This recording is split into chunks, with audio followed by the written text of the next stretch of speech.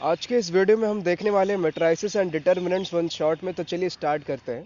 तो सबसे पहले हम देख लेते हैं कि जो एक मैट्रिक्स होता है वो क्या होता है।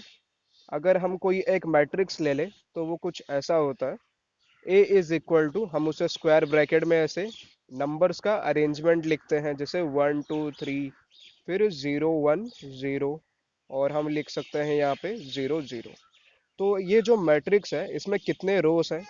इसमें रोस है 3। और कितने कॉलम्स है इसमें? कॉलम्स भी है इसमें 3। तो हम यहाँ पे लिखेंगे कुछ ऐसा, 3 × 3। ये क्या होता है? ये होता है ऑर्डर ऑफ दिस मैट्रिक्स। ये चीज होता है ऑर्डर ऑफ दिस मैट्रिक्स। और अगर हम इसे मल्टीप्लाई करेंगे, 3 × 3 करेंगे, तो वो क्या आ जाएगा? वो 9 आएगा। तो यानी कि इस मैट्रिक्स में टोटल नंबर ऑफ एलिमेंट्स कितने हैं? वो है 9 एलिमेंट्स है।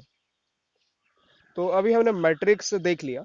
अभी इस मैट्रिक्स का हम डिटर्मिनेंट कैसे निकालेंगे? तो ये जो मैट्रिक्स है अपना 3 × 3 का है, तो इसका डिटर्मिनेंट हम निकालेंगे। तो चलिए देखते हैं। डिटर्मिनेंट निकालने के लिए आपको क्या करना होगा? आपको जो, अगर आप मान के चलिए, अगर आपका मैट्रिक्स कुछ ऐसा है, 1 2 0 और 3, ऐसा कुछ है। मैंने अभी यहाँ पे 2 × 2 ऑर्डर का मैट्रिक्स लिया है, यानी कि इस मैट्रिक्स में 2 रोस हैं और 2 कॉलम्स हैं। तो आपको डिटर्मिनेंट निकालना इजी हो जाएगा। तो यह है आपका मैट्रिक्स। अभी इसका डिटर्मिनेंट अगर हमें निकालना होगा, हम इसे ऐसे लिखेंगे, 1 2 0 और 3। फिर कैसे, क्या करेंगे? हम क्रॉस मल्टीप्लिकेशन करेंगे। तो सबसे पहले हम ये एलिमेंट मल्टीप्लाई करेंगे इससे। तो 0 1 ज़ा 0, फिर 3 2 ज़ा 6, और बीच में क्या माइनस करना होता है? 3 2 ज़ा 6। फिर ये क्या हो गया? 0 - 6 हो गया -6। यानी कि डिटर्मिनेंट कितना मिल गया हमें? डिटर्मिनेंट वैल्यू इस मैट्रिक्स का हमें मिल गया -6।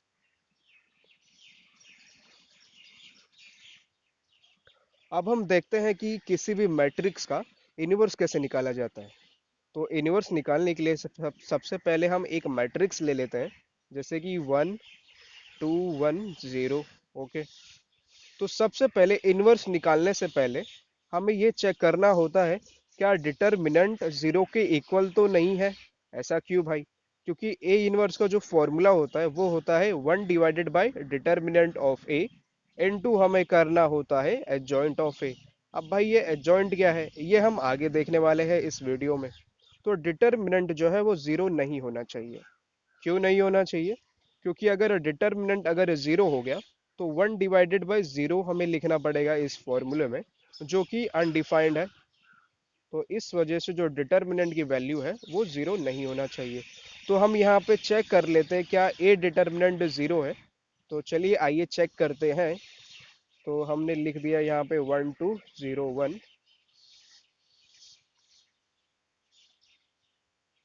डिटर्मिनेंट 2 × 2 ऑर्डर के लिए निकालना बहुत ही ईजी है।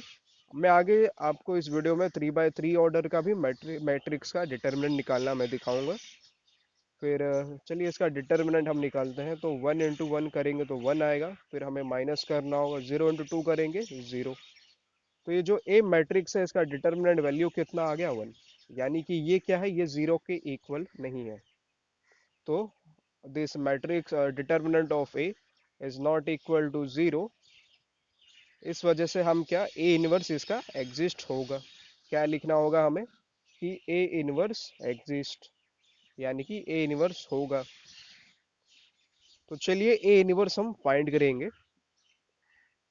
ए इनवर्स फाइंड करने से पहले मैं आपको छोटा सा कॉन्सेप्ट बता देता हूँ, कि अगर किसी मैट्रिक्स का अगर डिटर्मिनेंट वैल्यू अगर 0 आ रहा है, तो उस मैट्रिक्स को हम क्या कहेंगे? Singular matrix. उस मैट्रिक्स को हम फिर कहेंगे सिंगुलर मैट्रिक्स।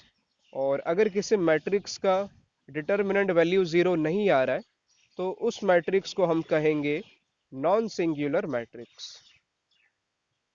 फिर वो क्या हो जाएगा? Non singular matrix. तो चलिए आइए देखते हैं कि हम, ए मैट्रिक्स था अपने पास जो कि था ऐसे 1 2 1 0, और हमें इसका एडजॉइंट अभी फाइंड करना है। डिटर्मिनेंट तो हमने निकाल लिया। डिटर्मिनेंट क्या मिला हमें? इस मैट्रिक्स का 1 मिला। अब एडजॉइंट निकालेंगे हम इस ए का। तो एडजॉइंट का कुछ ऐसा है कि हम कोफैक्टर्स निकालेंगे ऑफ ए मैट्रिक्स, फिर वो अपना एक मैट्रिक्स होगा और इस मैट्रिक्स का हम ट्रांसपोज निकालेंगे। तो चलिए देखते हैं कि कोफैक्टर्स क्या होता है। तो कोफैक्टर्स के लिए मैं कोफैक्टर मैट्रिक्स क्या होता है ऑफ ए, वो कुछ ऐसा हम लेंगे। कोफैक्टर मैट्रिक्स ऑफ ए हम कुछ ऐसा लेंगे C11, फिर C12, फिर यहाँ लेंगे हम C21, देन यहाँ पे C22। ये 11 का क्या मतलब है, यानी पहला रो और पहला कॉलम। और 12 का क्या मतलब है, यानी कि पहला रो और दूसरा कॉलम। और 21 का क्या मतलब है, दूसरा रो और पहला कॉलम। तो 22 तो आप समझ ही गए रहेंगे कि दूसरा रो और दूसरा कॉलम। इसका हमें क्या निकालना होता है, ट्रांसपोज। तो ये कोफैक्टर कैसे निकलते हैं भाई, वो निकालने के लिए हम क्या करेंगे, C11 अगर हमें फाइंड करना है, C11, तो 1+1 क्या होता, 1+1 2 होता, जो कि एक इवन नंबर है। तो इस कोफैक्टर का साइन पॉजिटिव आएगा। और अगर हमारे पास C22 और C12 होता, तो 1+2 क्या होता है भाई, 1+2 होता है 3 होता है, जो कि एक ऑड नंबर है। तो ऑड नंबर के लिए जो कोफैक्टर का साइन होता है वो माइनस में आता है। ये आपको नोट डाउन करना है कि अगर समेशन, तो सबसे पहले हम C11 निकाल लेते हैं। तो C11 ये कैसे निकलेगा, इसके लिए हमें मैट्रिक्स ए में जाना होगा। तो अगर हम इसमें अगर one one one one position में जो एलिमेंट है, यानी पहले रो और पहले कॉलम में जो एलिमेंट है, अगर उसे हम देखें, तो ये जिस रो में है और ये जिस कॉलम में है, उसे हमें भूल जाना है। और तो यहाँ पे क्या बचेगा, 1 बचेगा ना, ये वाला। फिर हमें 1 ऐसे लिख देना है। फिर हम C12 अगर हमें फाइंड करना है, तो हम इस मैट्रिक्स ए में जाएंगे। 1 2 यानी कि हमें इस पोजीशन वाले एलिमेंट को देखना होगा, अब पहला रो और दूसरा कॉलम। तो इस ये जिस रो में है और ये जिस कॉलम में है, इसे हमें भूल के जो एलिमेंट बचा है क्या, 0, वो लिखना होगा। अभी 0 तो माइनस में आएगा है नहीं, इसके लिए हमें ये हटा देना है। तो पॉजिटिव भी करेंगे तो चलेगा। फिर हमें C21 चाहिए। तो 2+1 क्या होता है, ऑड 3 होता है, जो कि एक ऑड है। तो यानी कि इसको फैक्टर का साइन माइनस में आ जाएगा। तो 2 1 ना, तो हमें ए में जाके 2 सेकेंड रो और पहले कॉलम में ये एलिमेंट आ रहा है। तो ये जिस रो में है और ये जिस कॉलम में है, उसे भूल के हमें ये एलिमेंट मिला जो कि है 2। तो -2 आ जाएगा। फिर हमें C22 चाहिए। C22 यानी कि सेकेंड रो और सेकेंड कॉलम में ये एलिमेंट आ रहा है। ये जिस कॉलम में है और ये जिस रो में है, उसे भूल के अगर हम एलिमेंट देखें तो वो क्या है, 1। और 2+2 क्या होता है, 4 होता है, जो कि एक इवन नंबर है। तो साइन इसका पॉजिटिव रहेगा। तो यानी यहाँ पे आपको कोफैक्टर्स मिल गए। अभी इनका हम क्या बनाएंगे, मैट्रिक्स बनाएंगे। इन कोफैक्टर्स का हम मैट्रिक्स बनाएंगे। तो वो होगा कुछ ऐसे 1 0 -2 1। और ये क्या हो गया आपका कोफैक्टर मैट्रिक्स, तो उसे मैं खाली सी करके लिख रहा हूँ। और एडजॉइंट निकालने के लिए क्या करना होता है हमें, एडजॉइंट ऑफ ए निकालने के लिए हमें इस सी मैट्रिक्स का ट्रांसपोज निकालना है। ट्रांसपोज का क्या मतलब है, तो आइए चलिए देखते हैं। 1 -2 0 और यहाँ पे क्या आएगा, 1 आएगा। अभी इसका ट्रांसपोज हमें निकालना है। तो ट्रांसपोज का ये मतलब है कि जो रो होता है हम उसका कॉलम बना देंगे, और जो जो पहला रो होता है हम उसका पहला कॉलम बनाएंगे, और जो दूसरा रो होता है हम उसका दूसरा कॉलम बना देंगे। तो ये क्या मिल गया आपको, एडजॉइंट ऑफ ए। ये है आपका एडजॉइंट ऑफ ए। तो हम अब ए इनवर्स फाइंड करेंगे। तो आपको एडजॉइंट कुछ ऐसा मिला, और डिटर्मिनेंट वैल्यू क्या था, 1 था। तो ए इनवर्स क्या हो जाएगा, ए इनवर्स हो जाएगा आपका this 1/1 into this adjoint of A. तो ए इनवर्स का फॉर्मूला जैसे कि मैंने आपको बताया था, वो क्या था, 1 डिवाइडेड बाई डिटर्मिनेंट ऑफ ए, फिर उसको हम मल्टीप्लाई करते थे एडजॉइंट ऑफ ए से। तो 1/1 यानी कि 1 इंटू हमें करना है इस मैट्रिक्स के साथ, जो कि है 1 -2 0 1। यानी कि एक्चुअल में आपको जो ए इनवर्स मैट्रिक्स आ जाएगा, वो आएगा 1 -2 0 और 1। और आपका ए मैट्रिक्स क्या था आपके पास, ए मैट्रिक्स था कुछ ऐसे, और ये है आपका ए इनवर्स एलिमेंट।